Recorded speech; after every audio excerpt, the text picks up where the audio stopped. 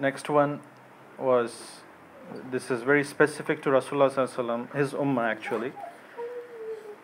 He said that entire earth is for worship. So he said that whenever actually, if you some people believe that if they want to offer prayers, they said we can only do that in masjid, right? That was a concept borrowed from previous religions, but that's not the case. We can pray anywhere, not necessarily just in houses or the masjid. We can, like, anywhere on the road, anywhere. That's allowed for us. And it's just not about praying. It's just not about praying. It's talking about the earth itself, right? If you do not have water, for example, like you're traveling, the earth itself has been made pure for us. That's the thing, pure, the concept of purity. So that's why that's specific to our nation. And this earth was made pure for us, and we can make tayammum with this, and our salah will be valid, inshallah. What are the places where we cannot pray? Bathroom and graveyards. We cannot pray there. Apart from these two places, the entire earth is pure. Entire earth is pure. It's like a cleaning agent for us as well. And something very specific about Rasulullah sallallahu alaihi wasallam is that he has his masjid, right? Where is his masjid? Masjid an-Nabawi. It's in Medina. His masjid, Allah subhanahu wa ta'ala kept special rewards in it. If you offer one prayer, you are going to get how much? 1,000 salah. 1,000 salah. Well, the other actual haram, the house of Allah subhanahu wa ta'ala, that is a lot, 100,000, and Masjid al-Aqsa is 500. But Masjid al-Nabawi, Allah subhanahu wa ta'ala honored Rasulullah sallallahu alaihi wasallam by rewarding him, any person who prays there, 1,000 times. Applies to both the fard and also the nawafil prayers. And what is a rawda? House to member. Yeah, so when you go to Medina, right, there is one area near the member that's like covered with green carpet. This area is covered with green carpet, and Rasulullah sallallahu alaihi wasallam said that between my house and the member of the masjid is paradise, is the garden, is the meadows of the paradise. So that was something given to Rasulullah sallallahu alaihi wasallam. That's mentioned in Al-Muwatta.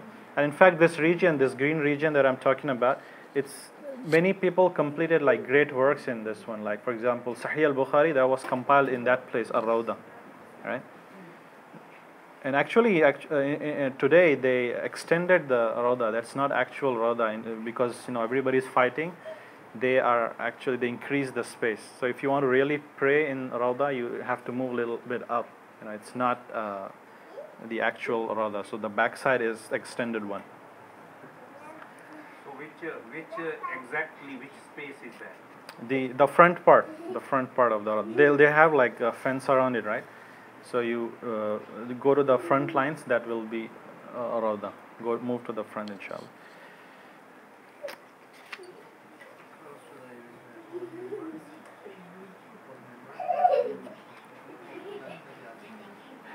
And the next thing was,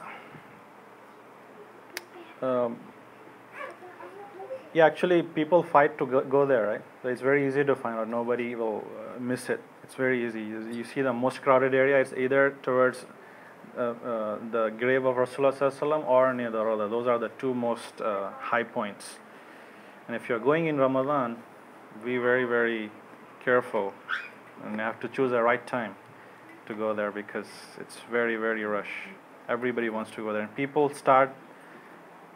go there and try to offer 2 rakah prayer, and those 2 rakah that they pray is like the longest in their life they ever pray. They don't want to leave, and other people are just waiting outside, and people are like having so much of khushu and all those things, and they're taking all their time. Anyways, other thing is the city of Rasulullah sallallahu alaihi wasallam, Medina. It's not like any other city. It's not like any other city. It has very special status. What exactly is so special about Medina? Rasulullah said that my city, this city, Medina, it will never be affected by plague. Plague, as you know, that disease that can kill everybody, that plague, it's not possible. Entire world, it is possible that plague will be affected by plague, but Medina, impossible. That is not going to happen, and it is true until this day. And actually, what happened was initially when all Sahaba made hijrah, right, from Mecca, they came to Medina. Abu Bakr radiallahu anhu and Bilal radiallahu anhu, they got sick after migrating to Medina, and at that time there was a lot of sickness that was like spreading, and there were so many children dying at that time as well. All children, most of the children, infant mortality was very high. The first child actually to survive long time was the famous Sahabi, the name Abdullah ibn Zubayr radiallahu anhu. He was the first one, and so he made dua to Allah subhanahu wa ta'ala at that time that, oh Allah, make this Medina a healthy and bless its sa' and mud. It's like a unit of measurement. So that measurement, Allah subhanahu, He asked to bless it for us, and divert its fever to the place called Al-Juhfa. So it should skip Medina and go to elsewhere. So it shouldn't be in Medina. That's what the dua is. Right. And also one thing, that Dajjal, he will conquer the entire world, right? He will like spread his fitna everywhere. People will follow him, and the treasures will come out for him. Allah will give him that much power. So he's going to be big fitna, but Dajjal will conquer the entire world except for Medina. He will not be able to enter it. He will go in the outskirts, but he will not be able to enter it. So his fitna, people will be safe in his fitna. So you know what to do. If Dajjal comes during our life, just run to Medina. Because it's not like at that time, Dajjal is so much fitna that you cannot say like, oh, I pray 5 times a day, I have good knowledge, I will face him and I will be fine. No. He is going to confuse you, he is going to shake your belief very easily, no matter how much of a big scholar you are. So you just have to run from him. He is not a simple man, he is very, very dangerous, Dajjal. He is the fitna of the entire world. So that's one protection that Allah subhanahu wa ta'ala gave. You'll be safe. And also the description of Dajjal itself. So we have so many ahadith about Dajjal. And Rasulullah sallallahu alaihi wasallam said that every prophet who comes, he gives information about Dajjal. Right? But I am giving you some information which no prophet gave. So he spoke so much in detail about Dajjal. Probably it will like take a series to talk about all those ahadith that he mentioned. He gave a lot of details, his signs, what he will do, how to protect yourself from him, and it's a long chapter. But anyways, so Allah Prophet Muhammad sallallahu alaihi wasallam, he said that this Medina, this Dajjal actually, I have given you enough information that no prophet has given. That's from Allah subhanahu wa ta'ala. Let's look other things specific to the ummah of Rasulullah sallallahu alaihi wasallam, the spoils of war. So what happens is, whenever 2 groups fight, there's a battle involved. Whenever one group wins or is victorious, it takes away all the spoils of war. Right? It's called ghanima. So they take all the weapons, animals, and money, wealth, whatever from the other side, and they keep it. So that's called a war booty, right?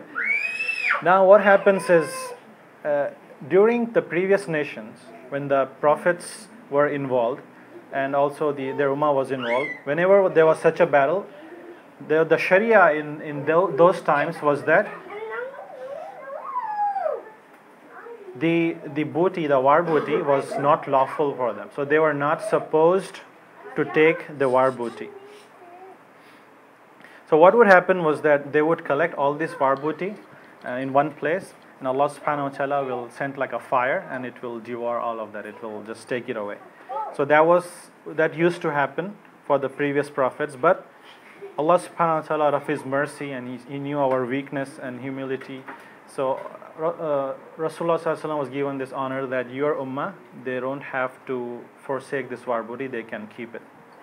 So that's a special status to Rasulullah. It's lawful. And salat wasalam upon Rasulullah sallallahu alaihi wasallam. This is specific again to the Prophet, that no other Prophet before him was given this honor. Their ummah, their people do not send salam like we do to Rasulullah sallallahu alaihi wasallam. So that's a special status. If you just see how many times the name of Rasulullah sallallahu alaihi wasallam is taken by the people, that is Rasulullah sallallahu alaihi wasallam. And not even Jews and Christians today, they don't take that much as we do. Even though Christians are more than us, we send more salat wasalam on Prophet Rasulullah sallallahu alaihi wasallam. After every salah, after in Jummah, and so many times. I will cover this topic in more detail inshallah after this. And the day of Friday also. So the previous Prophet, the day of Friday, actually it is very beloved to Allah subhanahu wa ta'ala. That's in front of him, in his eyes, it's like a very special day.